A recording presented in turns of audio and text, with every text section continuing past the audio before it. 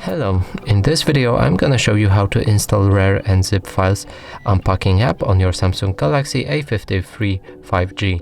So in order to do that, we'll need to open our Google Play Store and start searching for an app. Here we want to write RAR and then press on the search button. Now select this app and click on the install.